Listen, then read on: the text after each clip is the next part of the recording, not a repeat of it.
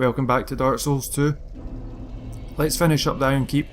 I'm not going to go through the whole level, we're just going to start at the Ironclad soldiers. We didn't take them on in the previous episode. We've got one lone captain up here to take out first. And if he would just be so kind to drop his helmet and his chest piece, that would be good of him. No. The drop rate is very stingy for getting those two pieces. Take out the ironclad at the back. If you take out the first ironclad, the second ironclad, the one at the back, pounds on the ground and drops one of the panels into the lava. These are ironclads compared to the ones in the Forest of Fallen Giant are old ironclads, and these guys have a lot more health. These guys have 780 health points. You can see they're newer, shinier. I don't know if they're any faster than the old ironclads. Maybe they are. I seem to have more trouble with them. Maybe it's just psychological. But yeah, you want to basically just get your hit in and then roll out from under their attack.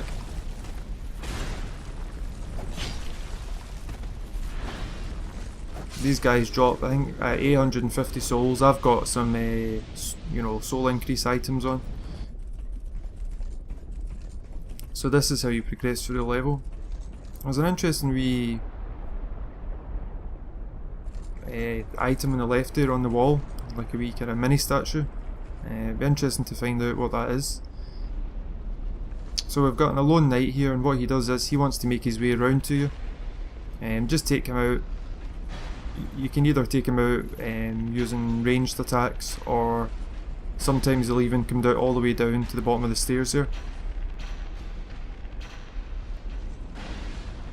But definitely take him out because he's annoying, because he snipes at you. And you see those two ironclads that are standing on the platform over there? You can actually lower that platform into the lava and give them and destroy them basically. So plunge them into the bubbling lava. Once that's finished, raise the platform again. You can see that the platform that's come down from the ceiling, the one that's replaced, the one with the ironclads on it, has two bull-headed statues that spew fire out. And there's a crystal lizard here. And be very careful, try not to do what I just did. I lost all these items. And then I get sniped at by the alone captain down there. Unfortunately, it's not like Dark Souls 1 where the items automatically go into your inventory if you kill the crystal lizard. In this game you need to pick up the items as they drop from the crystal lizard. And in that case I missed out on a large titanite chunk, a large shard, a chunk, and I think it's a fire drake stone, which is an infusion stone. To put fire damage onto your weapon or to increase the fire resistance of your shield. I might be wrong about that, it might be a fire seed, but I think it's probably the fire drake stone.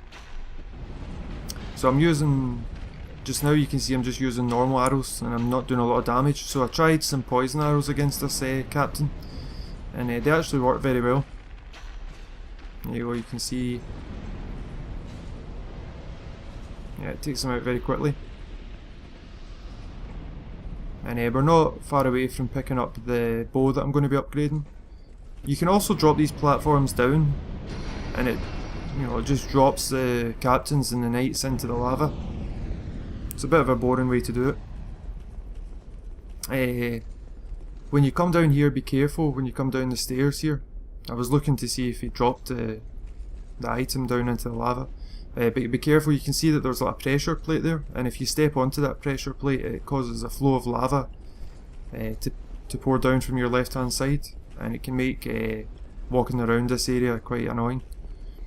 And if you come down the stairs here, if you've got the appropriate gear on, that will allow you to survive walking through the kind of lava, it's not lava, it's like molten rock. and I accidentally triggered that pressure plate there, and you can see what happens. Anyway, but if you've got the gear on to go through all that molten rock, you can get access to a fire seed. It's pyromancy stuff. It's a fire seed for you to upgrade your glove, and it's a pyromancy sorcery, so it's a chaos storm it's called, and that's a large AoE pyromancy. Never seen a lone captain punching before.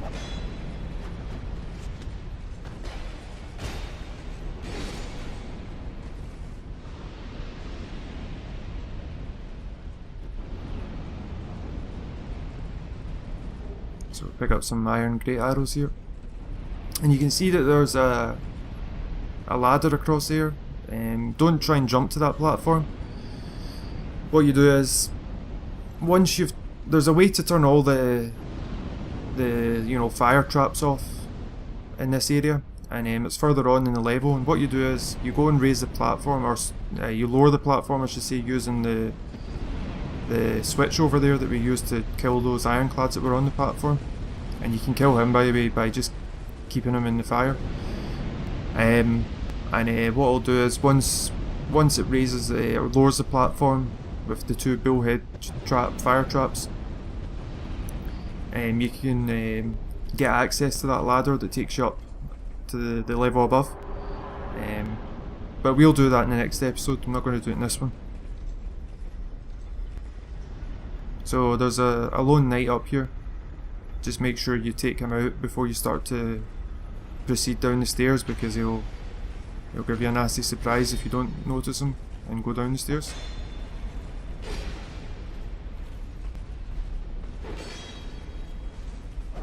Should really try to parry them more.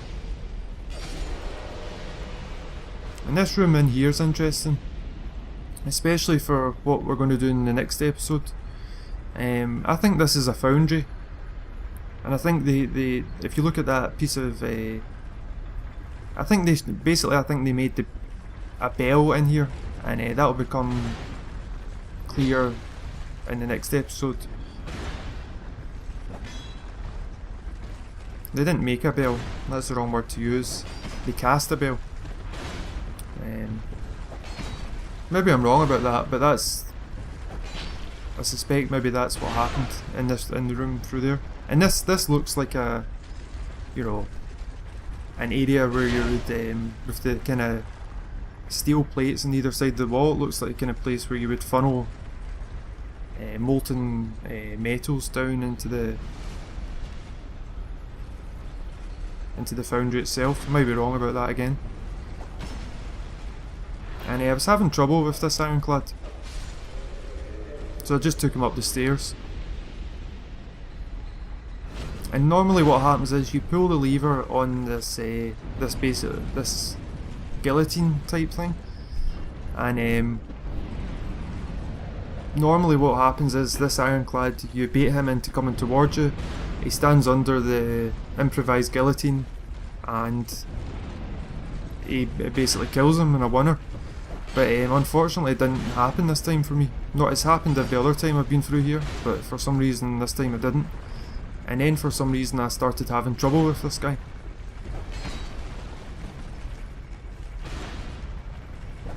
They've got high defense against physical attack, and quite a lot of health, I suppose. 800 or 900 points. 780 health points, sorry. So I took him up the stairs as well. It was better to be safe than sorry at this point, because I had no Estus left.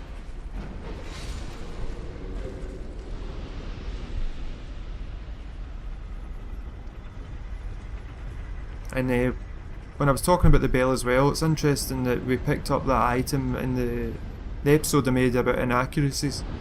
I mentioned in the description for the Black Steel Katana, it mentioned about the old Iron King hosting artisans and whatnot. And I just wonder if that has something to do with the smelting of metals and the foundry and the casting of metals and whatnot. Anyway, what to do is just put your flame quartz ring on just to be in the safe side, and don't go for that item. You don't just avoid that item just now. You want to go for the ladder and right in front of you. I remember the first time I came to this room, I had no idea that ladder was there initially, and I initially believed that when I walked into that room, the walls were going to, you know, gradually start to come in the way and pierce me with the pointy metal. So we're actually inside the massive statue of the bull just now, and if you pull this lever, it turns off all the flames and all the fire and traps and whatnot. And it's a bit unfair to the guy that worked in this foundry that had to come up here every day. It's quite of a out of the way place to put such an important lever. Anyway, where I'm pointing just now, that's where Magarold's based. You know, the trader, the one that's that sells quite useful items like charcoal pine resin and whatnot. And you can see the bull-headed statue from the room that Magarold's in. So you can finally pick this item up, and it's a lightning short bow, and that's the bow that I'm going to be upgrading eventually.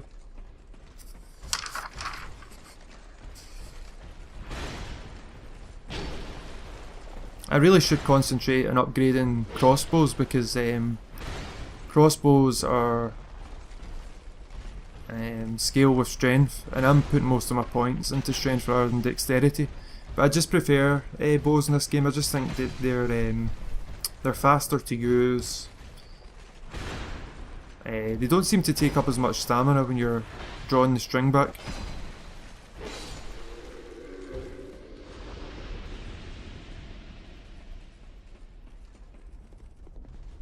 So I don't have any Estus, and this is us going towards the boss fight. And I guess arrogantly I thought I could do this boss fight without having to use any Estus. It's not a particularly difficult fight.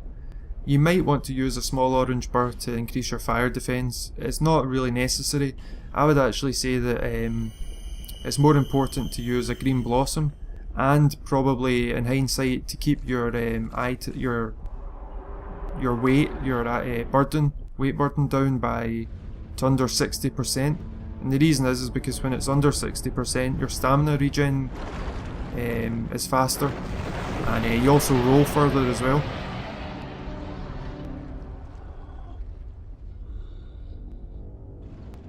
And in terms of a shield, there's very few of the old Iron King's attacks that you can block, so it's not really necessary. So maybe that's some weight that you can get off your back, literally. But definitely be a fast roll. You don't want to be, you know, over 70% burden. So this is old Iron King. He's not really going to be susceptible to throwing knives, so just wanted to see how well he would work. When he does that attack, you can attack his horn, or you can attack his hand. Attacking his hand and arm, his forearm, seem to be the main kind of strategy here. And you want to roll through his attacks. And he recovers so slowly from each attack that you really do get quite a lot of time. When he goes for this one, be very careful where you stand, because he can knock you into this pool of lava, which is really aggravating, and you know, it's instant death. But I suppose that was my fault. I should have been a bit quicker at dodging that attack.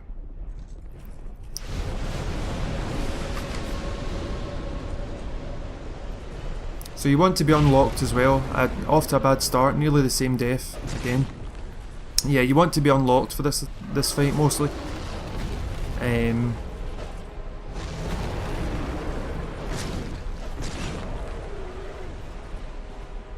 I don't know, maybe like in terms of pine resins that you could use, maybe, I've never tried it with pine resin. I doubt flame pine resin does anything with charcoal pine resin. That won't work because he's probably got very high resistances, or it is invulnerable to fire. You've got plenty of time to heal in this fight as well. Dark pine resin, the one that gives you the dark magic, that might actually work quite well. I'm not sure about gold pine resin, but really you probably just get away without even having to use any resins. When he goes for this fire attack, just get to either try and run to the right hand side of the screen, the platform. And when he does his fire breath attack, you can either run away from it or you can actually roll through it. And you want to. This is a good attack because it gives you plenty of time to get hits in against him. And I thought I'd got far enough away there, but obviously not.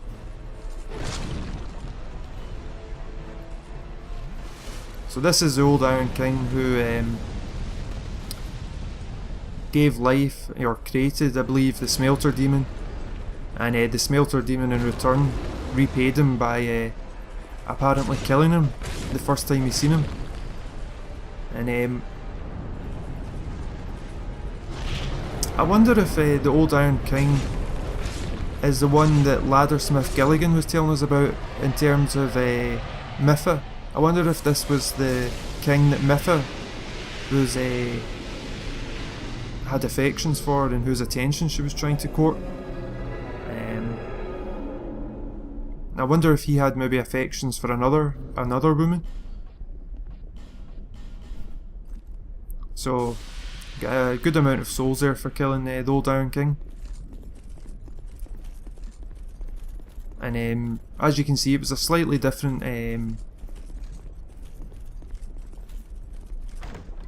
You know, it was slightly different in terms of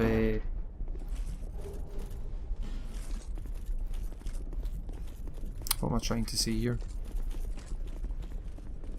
Anyway, this is a primal bonfire, and this is one of the old ones that the Emerald Herald told us about at the beginning of the game, about the 4 old ones who had grown unbelievably old.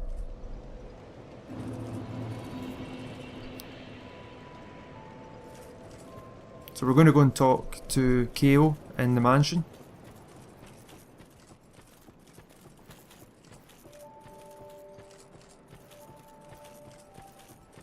And Kale interests me because he claims to be from the land of Mirror.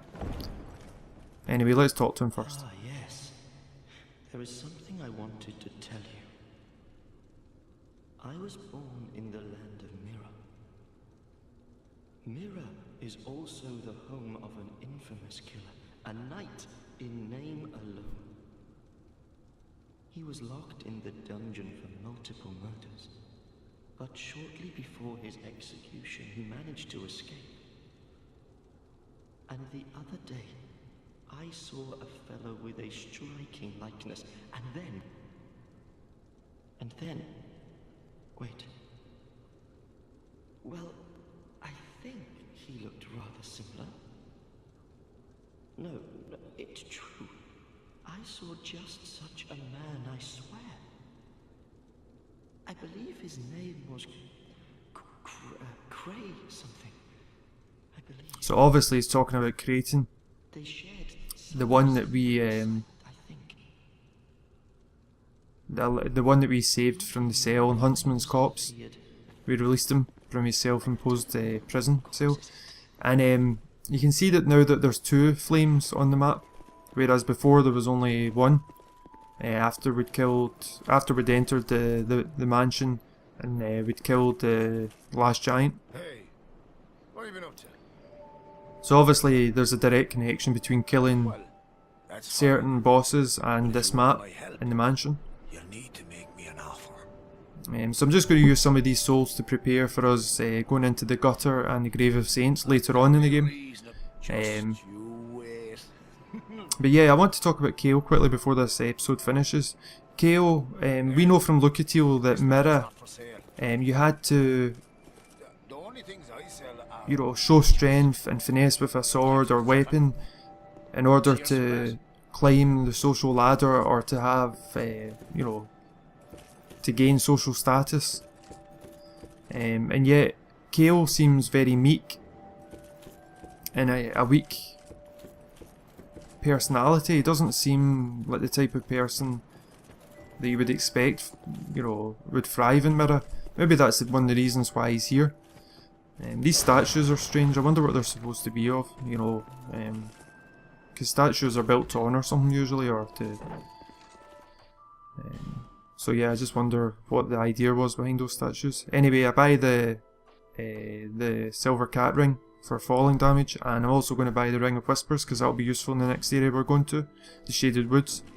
Satisfied? But yeah, either Kale isn't from Mytha, or he had no place, you know, he was a black sheep there. You have acquired Anyway, the soul thanks for of an watching. old one. That is more than most undead can say.